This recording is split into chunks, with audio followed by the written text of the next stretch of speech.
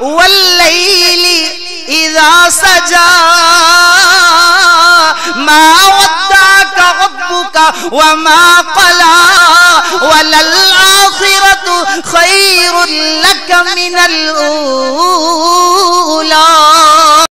شب گریزاں ہوگی آخر جلوائے خورشید سے، یہ چمن معمور ہوگا نغمائے توحید سے.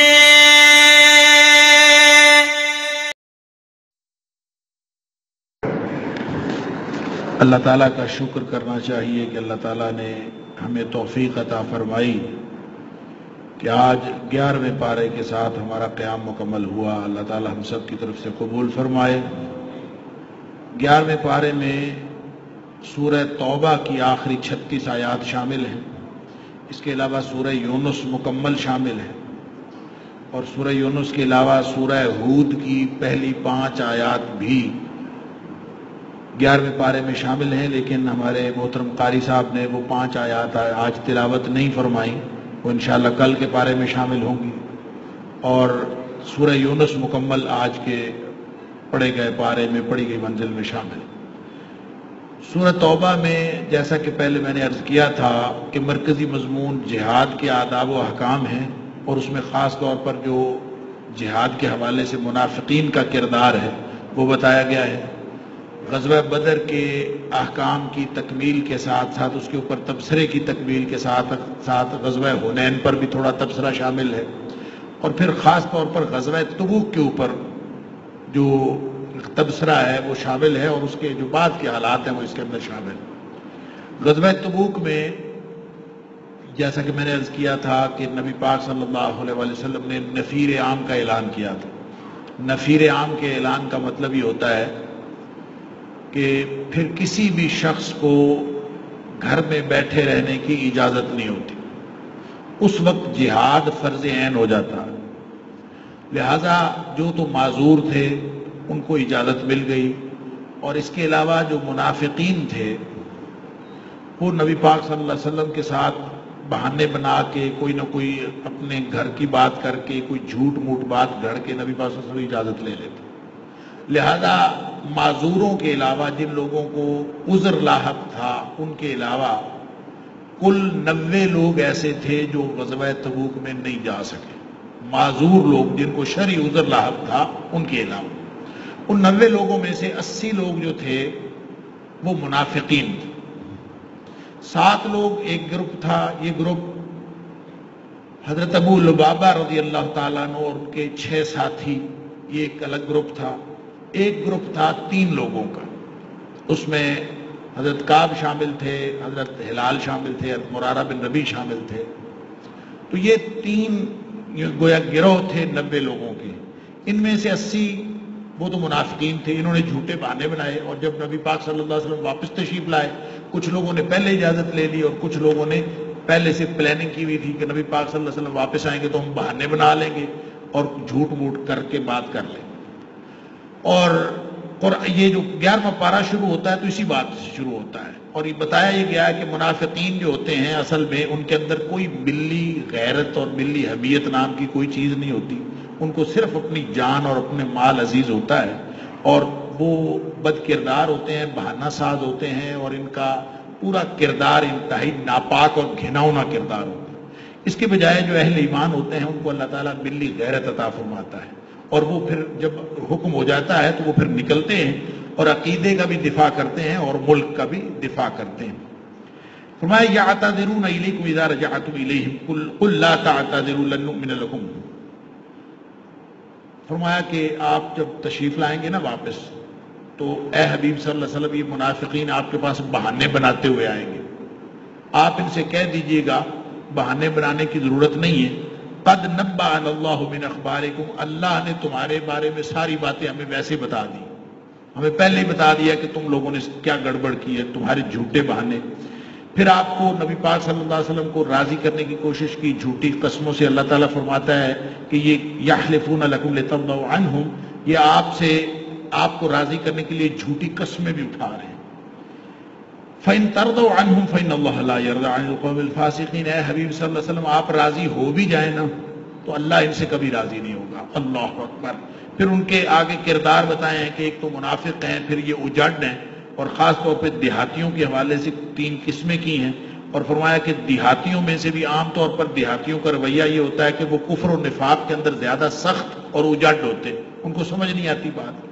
لیکن جو نیک لوگ ہوتے ہیں جن کو اللہ تعالیٰ ایمان عطا فرماتا ہے، چاہے وہ ان پڑھ ہوں چاہے وہ دیہاتی بیک گراؤنڈ سے ہوں، جن کو اللہ تعالیٰ ایمان عطا کرتا ہے، پھر وہ اللہ کے راستے میں خرچ بھی کرتے ہیں، وہ جان بھی لگاتے ہیں، مال بھی لگاتے ہیں، اور ان کا مقصد یہ ہوتا ہے قربات عند اللہ و صلوات الرسول، وہ اللہ کے رسول صلی اللہ علیہ وسلم کی دعائیں لینے کے لیے اور اللہ کی قربت حاصل کرنے کے لیے وہ سارے کام کرتے ہیں۔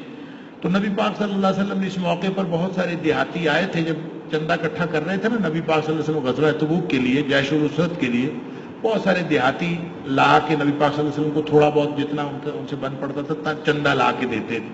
اور حدیث میں آتا ہے کہ نبی پاک صلی اللہ علیہ وسلم جو قبیلہ جو کوئی بھی آ کے آپ کو صدقہ دیتا تھا یا اس جہاد میں فنڈ میں حصہ ڈالتا تھا، آپ کے اس کے لیے دعا فرماتے تھے، اللہم صلی علی آل ابی اوفا، اللہ ابی اوفا کی اولاد کے اوپر رحمت نازل فرما۔ یوں جو آ کے دیتا تھا یا اللہ اس کے اوپر رحمت نازل فرما۔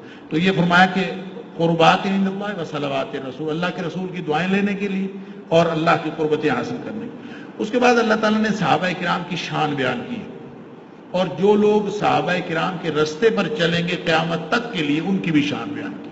فرمایا والسابقون الاولون من المہاجرین والانصار والذین اتبعوہم بإحسان، مہاجروں میں سے صحابی مہاجروں میں سے ہوں یا انصار میں سے ہوں، اور قیامت تک جو ان کے پیچھے نیکی کے رستے پر چلے گا ان کے لیے اللہ کا سرٹیفکیٹ ہے کہ رضی اللہ عنہم ورضوا عنہ، وہ اللہ سے راضی ہو گئے، اللہ ان سے راضی ہو گیا۔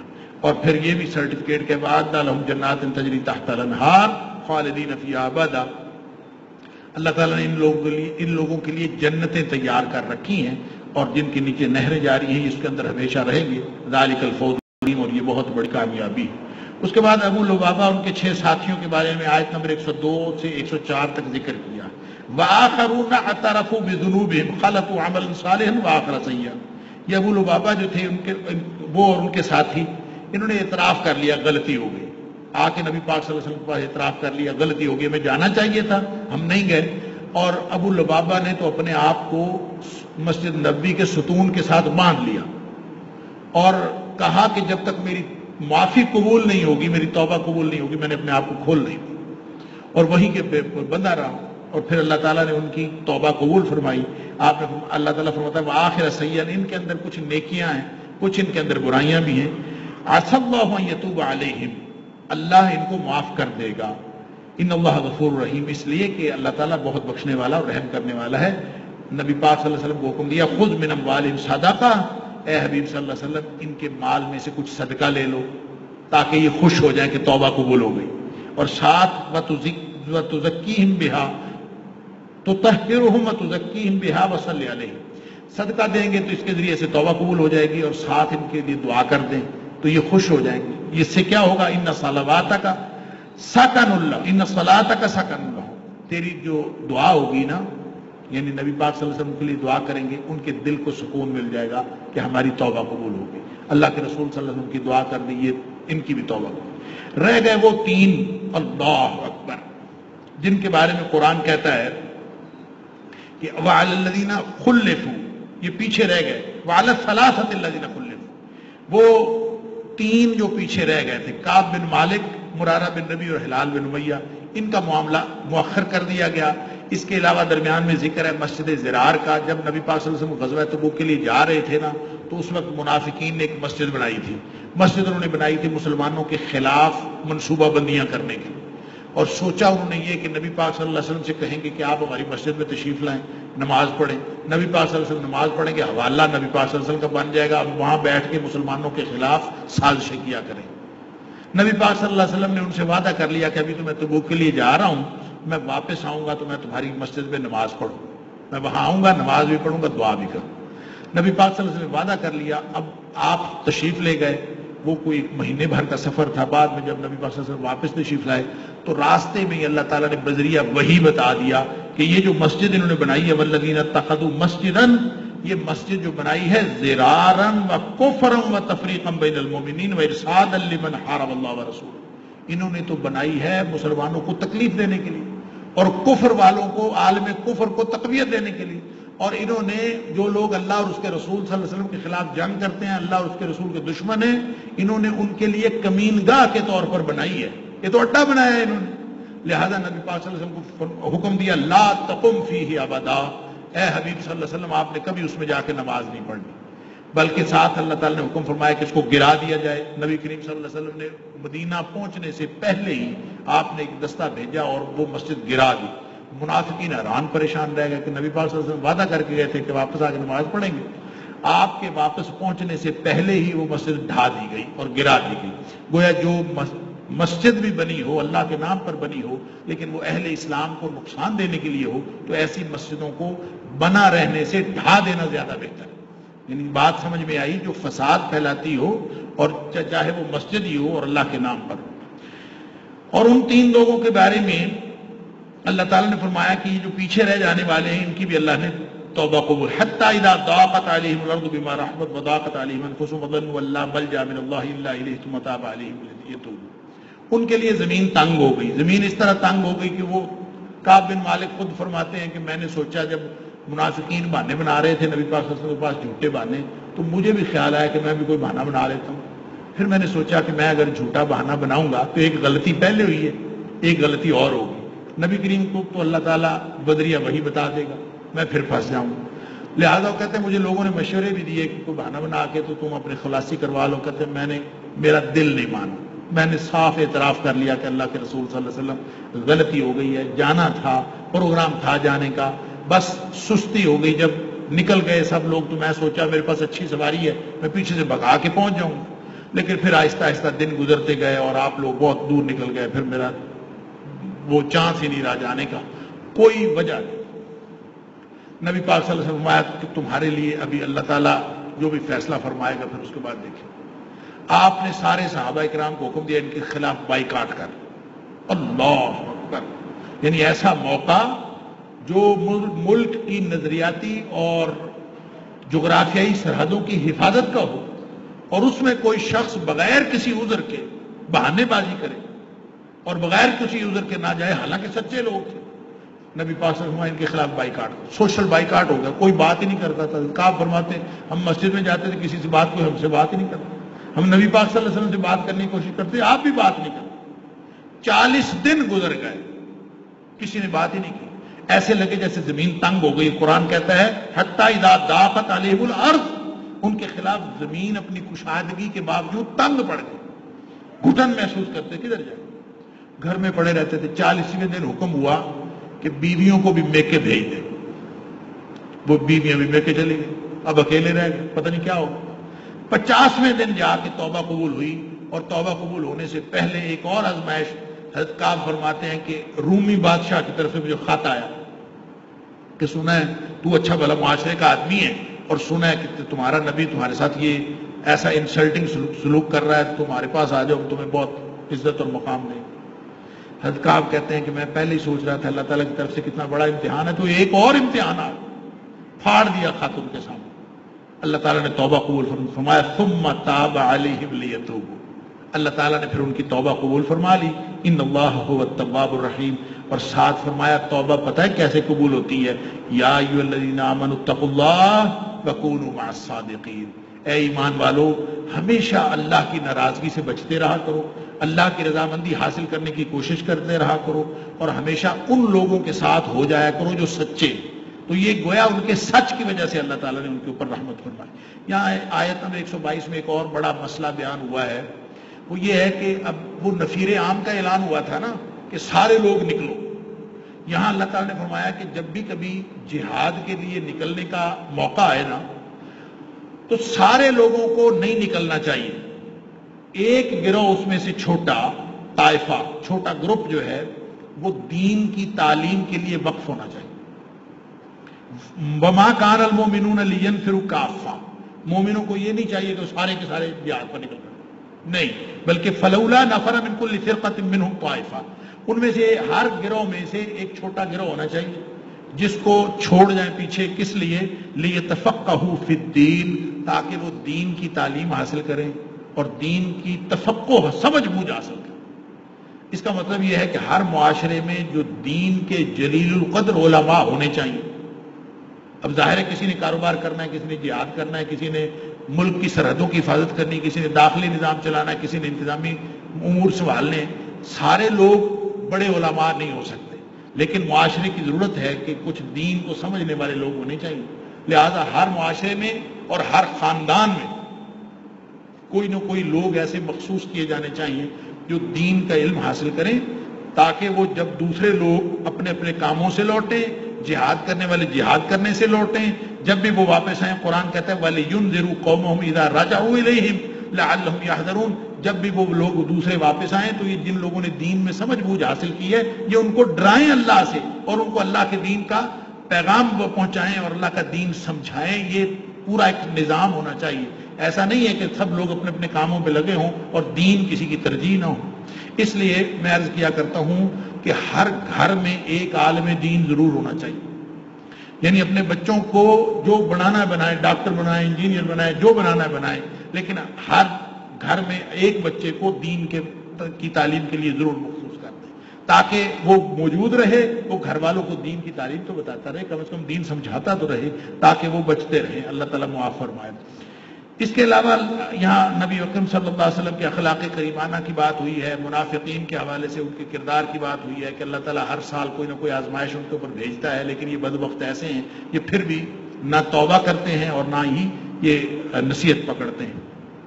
نبی اکرم صلی اللہ علیہ وسلم کے بارے میں فرمایا آپ کو بڑی تکلیف ہوتی ہے، اللہ نے نبی پاک صلی اللہ علیہ وسلم کو ایسا بنایا ہے کہ جس کو آپ کی تکلیف انتہائی ناگوار گزرتی، نبی کریم صلی اللہ علیہ وسلم امت کو کسی تکلیف میں دیکھ نہیں سکتے، اس لیے کہ آپ کو اللہ نے بنایا ہی بالمؤمنین الرؤوف الرحیم ہے، آپ مومنوں کے لیے بڑے ہی نرم دل والے اور رحم کرنے والے ہیں۔ آخری آیت جو ہے فَقُلْ حَسْبِيَ اللَّهُ لَا إِلَٰهَ إِلَّا هُوَ عَلَيْهِ تَوَكَّلْتُ وَهُوَ رَبُّ الْعَرْشِ الْعَظِيمِ، یہ وہ آیت ہے جس کے بارے میں نبی پاک صلی اللہ علیہ وسلم نے فرمایا، ابو داؤد شریف کی حدیث ہے، آپ نے فرمایا کہ جو شخص صبح و شام 7 دفعہ یہ آیت پڑھ لے، کون سی؟ حسبی اللہ لا الہ الا هو علیہ توکلت وہو رب العرش العظیم، 7 دفعہ صبح 7 دفعہ شام جو پڑھ لے، اللہ تعالیٰ اس کو غموں سے اور فکروں سے آزاد کر دیتا ہے، اس کے غم اور فکر ختم ہو جاتے ہیں جو شخص 7 دفعہ صبح 7 دفعہ شام پڑھے۔ نبی پاک صلی اللہ علیہ وسلم نے اس کا ذکر بتایا۔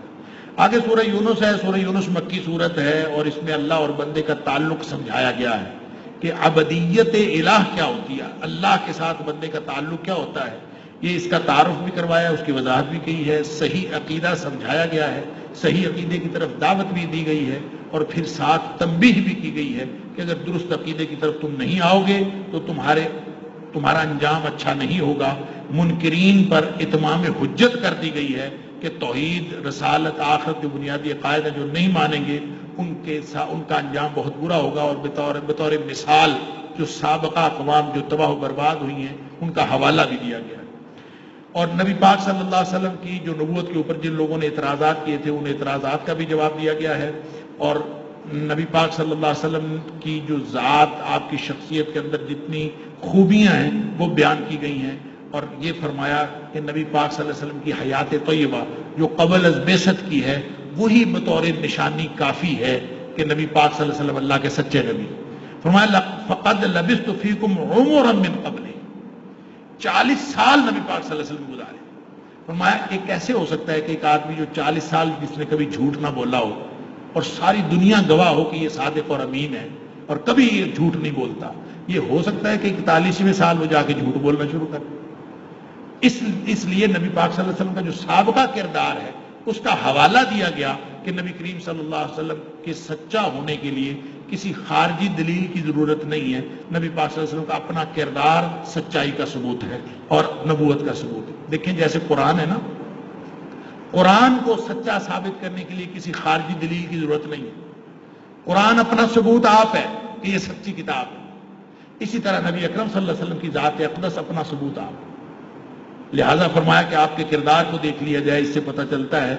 پھر نبی پاک صلی اللہ علیہ وسلم کو وہ خوشخبری دی گئی ہے کہ اہل ایمان کو اللہ تعالیٰ بہت نوازے گا قیامت والے دن، لیکن کچھ اضافہ بھی دے گا. واللہ یدعو للذین احسنوا الحسنی وزیادہ. جو دنیا میں اچھا کردار ادا کرتے ہیں اللہ تعالیٰ ان کو قیامت والے دن اسی طرح اچھا جب بدلہ دے گا اور کچھ زیادہ بھی دے گا. نبی اکرم صلی اللہ علیہ وسلم نے فرمایا یہ زیادہ کیا ہے؟ ایک تو ہو گیا نا اچھا ثواب، جس نے اچھا کام کیا اس اچھا ثواب مل گیا. زیادہ کیا ہے؟ فرمایا کہ زیادہ وہ ہے جو حدیث کے اندر آتا ہے کہ اللہ تعالیٰ جب جنتیوں کو جنت مل جائے گی تو اس وقت ایک فرشتہ منادی کرے گا کہ جنتیوں اللہ نے تم سے ایک وعدہ کیا تھا، اللہ اپنا وعدہ پورا کرنا چاہتا. تو جنتی ایک دوسرے سے باتیں کریں گے، اللہ نے ہر شاید تو دے دی ہمیں، سب کچھ دے دیا، اب کون سی بات رہ گئی؟ پھر اللہ تعالیٰ اپنا دیدار کروائیں گے. وہ جو اللہ کا دیدار ہوگا جنتی حیران رہ جائیں گے. اللہ کے دیدار کی لذت، جنت کی ساری نعمتیں اس کے مقابلے میں ہیچ نظر آئیں گی. اللہ اکبر. وہ ہے زیادہ. یعنی زیادہ سے مراد مسند احمد اور ابن ماجہ کی روایت کے مطابق اللہ کا دیدار. اس کے بعد مشرکین کے عقیدہ اور جو تابع اور متبوع یعنی مشرکوں نے جو شریک بنائے ہوئے ہوتے ہیں ان دونوں کے بارے میں بتایا کہ اللہ تعالیٰ نے جو انجام رکھا ہے وہ جہنم رکھا ہے. اور مشرکین کو یہ بتایا جا رہا ہے کہ جس طرح سابقہ قوموں میں جنہوں نے نبیوں کی تکذیب کی اور ان کو عذاب آ گیا، حضرت نوح علیہ السلام کی قوم کی مثال دی ہے، موسیٰ علیہ السلام کی قوم کی مثال دی ہے. جس طرح وہ لوگ تباہ و برباد ہو گئے اسی طرح تم بھی تباہ و برباد ہو سکتے ہو، اپنا آپ بچا لو. یہاں حضرت موسیٰ علیہ السلام کے قصے کے سلسلے میں ایک بات کی ہے جو میرے اور آپ کے سمجھنے کے لیے بہت ضروری ہے کہ حضرت موسیٰ علیہ السلام نے دعا کی، بلکہ بد دعا کی. ربنا اطمس علی اموالہم واشدد علی قلوبہم فلا یؤمنوا حتی یروا العذاب الالیم.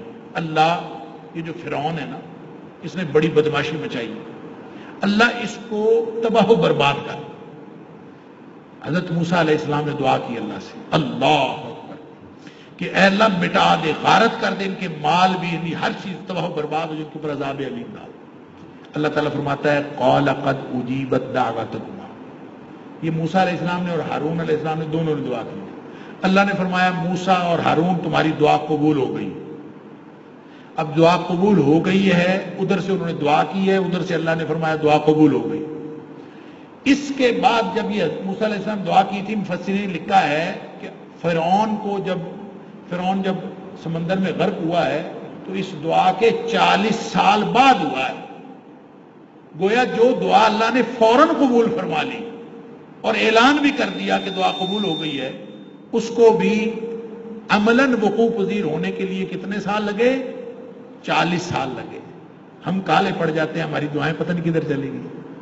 ہم ادھر دعا کرتے ہیں صبح اور شام کو ہم کالے پڑے ہوتے ہیں، دعا وہ کی تھی صبح پتہ نہیں کدھر گئی. دیکھیں اللہ نے دعا ضرور قبول کرنی ہے. نبی پاک صلی اللہ علیہ وسلم فرماتے ہیں اس طرح دعا کیا کرو کہ انتم موقنون بالإجابہ، تمہیں یقین ہونا چاہیے کہ اللہ تعالیٰ دعا قبول کر رہا ہے. اور دعا قبول ہو گئی، لیکن وہ کتنے دنوں بعد اس کا رزلٹ نکلنا ہے یہ اللہ جانتا ہے. اللہ کی گنتی اور ہے، ہماری گنتی اور ہے. قرآن کہتا ہے کہ ہمارا 1000 سال ہوتا ہے تو اللہ کے ہاں ایک دن ہوتا ہے. اور اگر اللہ تعالیٰ ہماری دعا قبول فرمانے کے بعد اپنی گنتی کے حساب سے 2-4 منٹ بعد اس کا رزلٹ ہمارے لیے لکھ دے تو ہمارے تو ہو سکتا ہے کہ وہ 20-30 سال گزر جائیں. اللہ کے 2-4 منٹ تو کالے نہیں پڑنا چاہیے. اور نبی پاک صلی اللہ علیہ وسلم فرمایا جو شخص ایسا کہتا ہے نا میری دعا پتہ نہیں کدھر چلے گی اور قبول نہیں ہو رہی، اللہ تعالیٰ اس کی دعا قبول نہیں کرتا. لہذا یہ موسیٰ علیہ السلام اللہ کے نبی ہیں اور اللہ کے نبی کو کہا بھی گیا کہ دعا آپ کی قبول ہو گئی. اس پر بھی 40 سال لگے اور 40 سال بعد جا کے رزلٹ نکلا. اللہ اکبر. پھر نبی اکرم صلی اللہ علیہ وآلہ وسلم کو ایک بات مثالوں میں یہ بھی سمجھائی جا رہی ہے کہ جب کسی قوم پر عذاب آ جاتا ہے نا تو پھر وہ ٹلتا نہیں سوائے تاریخ انسانی کے ایک واقعے. وہ ہے حضرت یونس علیہ السلام کی قوم کا واقعہ. یہ آیت نمبر 98 ہے. فرمایا فلولا کانت قریۃ آمنت فنفعها ایمانها. کبھی ایسے ہوا نہیں کہ کسی قوم پر عذاب آ جائے اور وہ قوم ایمان لے آئے اور اس کا ایمان ان کو یوں فائدہ دے، عذاب آنے کے بعد ان کا ایمان فائدہ دے. یہ کبھی نہیں ہوا. اللہ کی سنت یہ ہے ہی. ڈبکی لگنے کے بعد تو فرعون نے بھی کہہ دیا تھا آمنت برب موسیٰ و ہارون عذاب آنے کے بعد، لیکن عذاب آنے کے بعد کا ایمان وہ نفع بخش نہیں ہوتا. الا قوم یونس، سوائے قوم یونس کے. یونس علیہ السلام کی قوم پر عذاب آیا اور عذاب آنے کے بعد انہوں نے ایمان قبول کیا اور اس کے باوجود اللہ تعالیٰ نے ان کے ایمان کی بدولت ان سے عذاب ٹال دیا. یہ ایک تاریخ انسانی کا واحد واقعہ ہوا جس کا ذکر اللہ تعالیٰ نے فرمایا لما آمنوا کشفنا عنہم عذاب الخزي فی الحیات الدنیا. جب وہ ایمان لے آئے تو ہم نے ان سے عذاب ٹال دی. اس کی تفصیل مفسرین نے یہ لکھی ہے کہ نینوا شہر تھا نا جب حضرت یونس علیہ السلام گئے تھے, نینوا میں گئے تھے اور نینوا کے لوگوں نے بات نہیں مانی, ناراض ہو گئے ان کے ساتھ اور ان کو دھمکی لگا دی کہ اگر تم میری بات نہیں مانو گے تمہارے اوپر اللہ کا عذاب آ جائے. آگے سے بدبخت ہوتے ہیں, انہوں نے کہا جی کتنے دنوں میں عذاب آ جائے. سوال تو ایسے ہی کرتے ہیں. یونس علیہ السلام کی زبان سے نکلا کہ 40 دنوں میں عذاب آ جائے گا اگر تم نے نہ مانی میری بات. انہوں نے کہا اچھا اب انتظار کرتے ہیں, 40 دنوں میں عذاب آ گیا تو پھر دیکھیں گے, نہ آیا تو ہم تمہیں قتل کر دیں. یونس علیہ السلام لگے اللہ سے منتیں کرنے, یا اللہ ان کے اوپر عذاب بھیج دے کہیں یہ مجھے قتل ہی نہ کر دے. اور اللہ تعالیٰ نے فرمایا کہ تو نے کوئی مجھ سے پوچھ کے وعدہ کیا. اللہ کی ایک اپنی سنت ہے وَأُمْلِي لَهُمْ إِنَّ كَيْدِي مَتِينٌ. اللہ تعالیٰ تو مہلت دیتا ہے. اللہ تعالیٰ تو جس کو پکڑنا ہوتا ہے اس کی حکمتیں وہ جانتا ہے. یونس علیہ منتیں ترلے کرتے رہے, اللہ تعالیٰ نے عذاب کوئی نہیں بھیجا. 37 دن تک انتظار کیا, پھر بلا کر وہاں سے نکل کھڑے ہوئے, بھاگ گئے وہاں سے نینوا شہر سے. اللہ اکبر.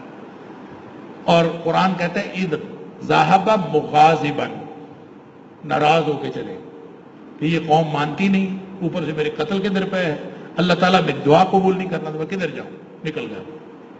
بس یہ نکلے ہیں, مفسرین نے لکھا ہے کہ صبح یہ نکلے ہیں تو شام کو ان کے اوپر عذاب آ گیا یا اگلے دن عذاب آ گیا. اور عذاب آیا ان کے اوپر دھوئیں کی شکل, ہر طرف دھواں ہی دھواں پھیل. ان کو سمجھ آ گئی کہ یونس سچا تھا, اب تو عذاب آ گیا. پھر وہ لگے یونس علیہ السلام کو ڈھونڈنے. یونس علیہ السلام نکل چکے تھے. پھر ان کو سمجھ نہیں آئی کہ ہم کیا کریں. اللہ اکبر. اب یونس علیہ السلام کو تو وہ گواہ بیٹھے کہ جن سے ہدایت لینی تھی, جن سے رہنمائی لینی تھی, اب کس سے رہنمائی لیں کہ کیا کریں, عذاب آ گیا اب کیا کریں. لہذا ان کے بادشاہ نے, جو اس گاؤں کا سردار تھا یا بستی کا شہر کا سردار تھا, اس نے کہا ہم یوں کرتے ہیں, اور تو کوئی طریقہ سمجھ نہیں آتا, ہم یوں کرتے ہیں کہ سارے لوگ بستی میں سے باہر نکل آئیں اور باہر نکل کے ایک میدان میں اکٹھے ہو جائیں اور ننگے سر اور ننگے پاؤں سب وہاں پہ آ جائیں اور ہم سب مل کے یونس علیہ السلام کے رب کی منتیں کرتے ہیں, اس کے سامنے گریہ زاری کرتے ہیں, ہو سکتا ہے وہ ہماری سن لے. لہذا انہوں نے ایسے ہی کیا, ساری بستی سے باہر نکلے, آ کے اللہ کے سامنے گڑ گڑانا شروع کر دیا اور یونس علیہ السلام کا حوالہ دے کے کہ جو یونس کا رب ہے وہ اس کے سامنے گڑ گڑا رہے ہیں کہ ہمارے اوپر سے عذاب ٹال. اللہ تعالیٰ نے ان کا عذاب ٹال دیا اور بس جیسے صبح عذاب آیا ہو اور شام کے وقت ٹل گیا ہو, بس اتنا ہی ٹائم لگا, اللہ تعالیٰ نے ان کے اوپر عذاب ٹال دیا.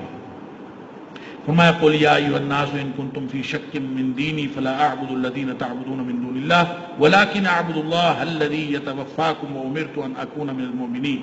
نبی کریم صلی اللہ علیہ وسلم کی طرف سے اعلان عام ہے کہ تم شرک سے بچ جاؤ اور توحید کی طرف آ جاؤ, اور اللہ کے عذاب سے بچنے کا یہی طریقہ ہے. اللہ تعالیٰ مجھے اور آپ کو قرآن سمجھنے اور عمل کرنے کی توفیق عطا فرمائے. وآخر دعوانا الحمدللہ.